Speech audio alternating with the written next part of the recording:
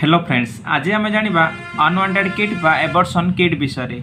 यह केउं समय व्यवहार करने उचित बा पेट भितर बढ़ुवा भ्रूण को एबर्सन करने यह किपरि व्यवहार करने उचित यह सब विषय संपूर्ण सूचना जानिबा। जदि आपणक पीरियड ओवरड्यू बा लेट होची आपण तुरंत प्रेग्नेंसी टेस्ट न करी एक सप्ताह अपेक्षा करंतु पीरियड्स आसीबा पर्यंत।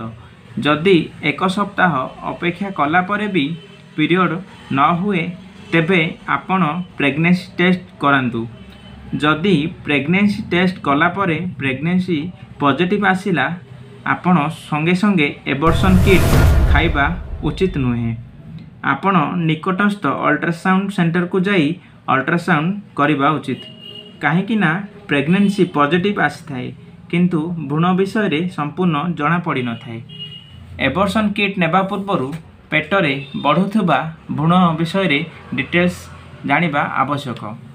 अल्ट्रासाउंड कले आपण भ्रूणर बयस, ओजन एवं प्रेग्नेंसी केते दिन जना पड़ी थाए।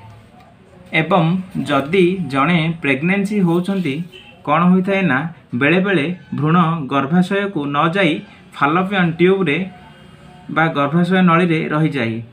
एही समस्या रे आपण एबर्सन किट व्यवहार करिबा ठीक नुहे। यह अल्ट्रासाउंड कले जना पड़ी थाए जे भ्रूण फालोपियन ट्यूब बा गर्भाशय नली को आसी जाइछि, तेबे जाइकि आपण एही अनवांटेड किट व्यवहार करि परिबे। किंतु एही एबर्सन किट व्यवहार करने पूर्व आपण को जड़े गायनिकोलॉजिस्ट डॉक्टर द्वारा परामर्श नहीं यह व्यवहार करने ठीक, कहीं यही किट व्यवहार करिया परे आपण बहुत किसी समस्यार सम्मुखीन होबाकू पड़ी थाए, जेमिति कि हेवी ब्लीडिंग हेबा, पेटरे जंत्रणा हेबा, मुंड बुलाइबा, बांती भली लागिबा एहीपरि लक्षण देखा जाय थाए। एही अनवांटेड किट को आपण मोस्टली प्रेग्नेंसी रो 2 मास बा 9 सप्ताह भितर व्यवहार करिवार ठीक समय होता है। एही किट रे 5टी टैबलेट रही। प्रथम टैबलेट मिफेब्रिस्टन 200 mg रही। यह गर्भपात कराइबारे साहाय्य करिथाए एवं अन्य 4टी टैबलेट मिसोप्रोस्टाल 200 mg रही। यह गर्भाशय रे मसल को कंट्राक्शन करी भ्रूण को ब्लीडिंग आकार रे बाहर करिथाए।